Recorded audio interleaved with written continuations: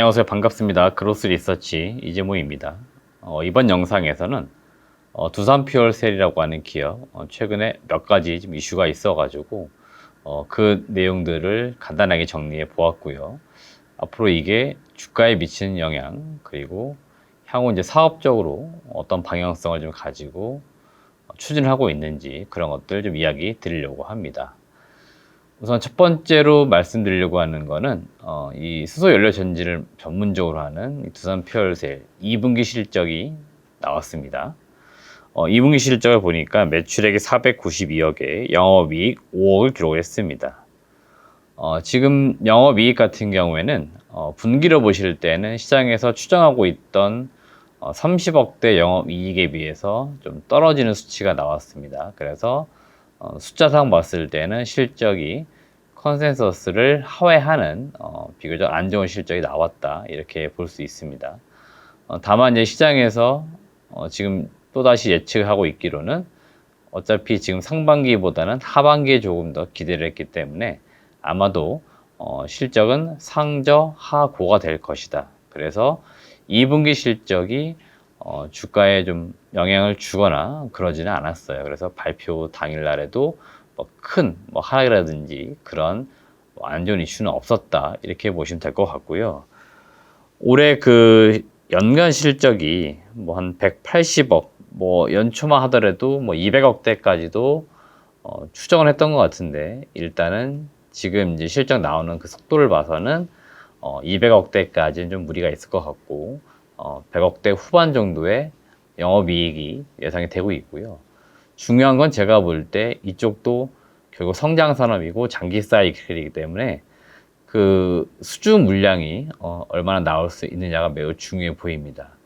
올해 동사가 공정공시를 통해 가지고 수주 목표 제시했던 것은 248메가와트급 정도까지의 연료전지 수주를 받는 거였습니다. 그래서 올해 이 수주 목표를 달성하는지가 우선은 실적도 중요하겠지만 더 중요할 수 있다, 이런 말씀 드리는 거고, 참고로 작년에 22년도에는 나름대로 두산 퓨얼셀이 목표했던 수주는 다 달성을 했습니다. 그러니까 이 수주를 아주 긴 기간 동안 받아놓은 상태에서 서서히 이제 매출로 인식하는 시점들이 올 건데, 아마 그 유의미한 실적이 나오는 시점은 바로 2025년이 될 것 같습니다. 그래서 2025년도에는 영업이익 한 500억에서 600억대까지 올라갈 수 있는 그런 기업이 될 것으로 예상이 되고 있기 때문에, 여러분들이 두산 퓨얼셀의 그 실적 같은 것을 보실 때는 이런 점을 좀 착안하셔가지고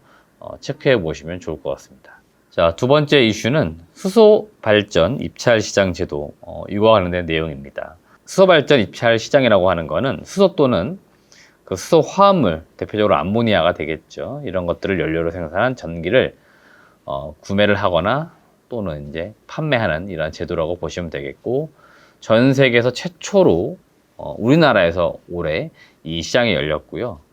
한국에서도 상반기에 한 번, 하반기에 한 번 이렇게 각각 1회씩 열리기로 했습니다. 올해 그 물량은 많지는 않습니다. 1300기가와트시 정도이고요.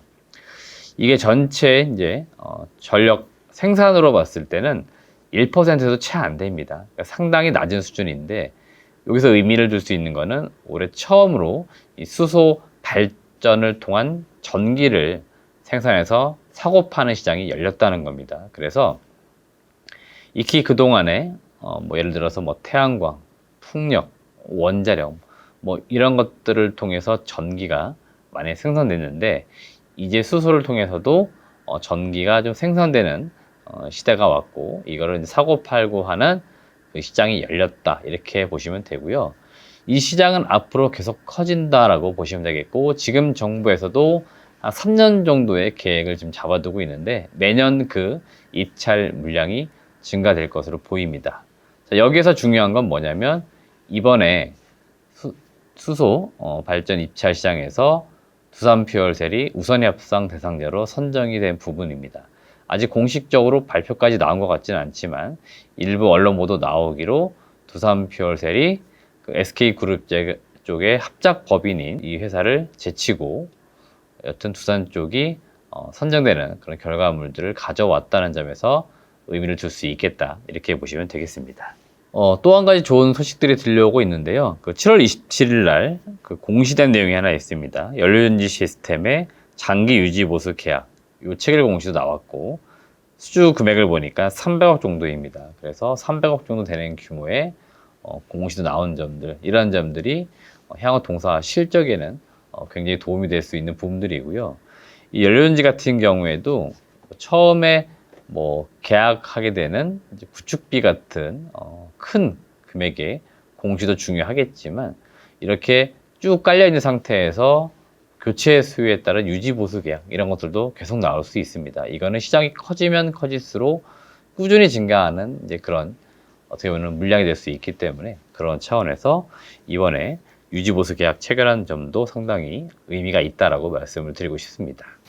마지막으로 두산퓨얼셀의 사업적인 어떤 내용에서 좀 우리가 기대해 볼 만한 점들은 뭐냐면 바로 해외 시장 진출인데요. 우선 중국 쪽에 대해서 좀 많이 관심을 가져보시면 좋을 것 같습니다. 22년도 연말쯤에서 중국 광동성의 JKRG 스마트 에너지라고 하는 이 기업과 합작 법인을 설립을 하기로 했었고, 그리고 그 당시에 105메가와트급 정도의 소연료 전지를 중국에 단계적으로 수출을 한다, 이렇게 이야기를 했습니다. 이게 의미가 있는 게 뭐냐면, 지금 중국 시장은 전기차도 그렇고요. 이 친환경 관련돼서 굉장히 정책적으로 많은 것들을 쏟아붓고 있습니다. 그래서 각 성 단위로 각각의 예산을 가지고 다양한 수호 사업을 추진을 하고 있는데, 그런 관점에서 두산퓨얼의 입장에서 볼 때는 중국 시장은 굉장히 기회의 땅이 되고 있다, 이렇게 보시면 되죠. 그래서 작년에 합작 법인을 설립하면서 중국 시장에 진출한 점, 이런 레퍼런스를 토대로 향후 다른 지역에서도 공급 계약 소식이 들려올 수 있겠다, 이렇게 말씀드리겠고요. 호주 쪽도 우리가 좀 눈을 돌려볼 필요는 있겠습니다. 호주 같은 경우에는 기가와트급 단위로 상당히 큰 단위의 수생산 프로젝트가 가장 많이 준비가 되고 있는 국가 중에 하나입니다. 역시나 여기에서도 동사가 기회를 잡을 수 있는 부분들이 있기 때문에 향후 두산퓨얼셀의 그 해외 사업도 주목해 보자는 말씀을 드리겠습니다. 전반적으로 종합해 보시면은 두산퓨얼셀 투자하시는 분들 그 주가가 좀 지지부진하기 때문에 굉장히 답답하다, 이렇게 느끼실 수 있는데, 지금 그 답답함이 어떤 걸 의미하는지는 알 것 같아요. 지금 시장이 전반적으로 좋은데 사실 내가 이 기업을 투자하고 있다 그러면은 그 심적 고통이 만만치는 않죠. 심적인 어떤 소외감, 이런 것들이 더 커지기 때문에 그런 점에서 두산퓨얼셀이 언제 올라갈까 굉장히 고심들을 많이 하는 것 같은데요. 개인적으로 투자 의견을 드리자면, 일단은 8월 달에는 좀 주가가 강할 수는 있습니다. 8월 달이 수소 관련된 기업들이 주가가 강했던 시점이기 때문에 단기적으로 8월달 주가 반등을 한번 기대해보자 말씀드리겠고요. 앞서도 사업적인 내용을 말씀드렸는데 전체적으로 지금 흐름이 나쁘지는 않습니다. 좀 속도가 느리거나 우리가 기대했던 것보다 좀 못 미치게 가고 있어서 그런 거지, 지금 방향성은 상당히 좋게 가고 있기 때문에 전반적으로 이쪽 섹터에 대한 그 수급적인 흐름만 잘 들어온다면 제가 볼 때는 충분히 주가가 지금 바닥을 찍고 올라갈 수 있는 시점들이니까 저는 개인적으로 지금 시점에서는 매수하자는 의견도 한번 드려보도록 하겠습니다. 네, 이상으로 시청해 주셔서 감사합니다.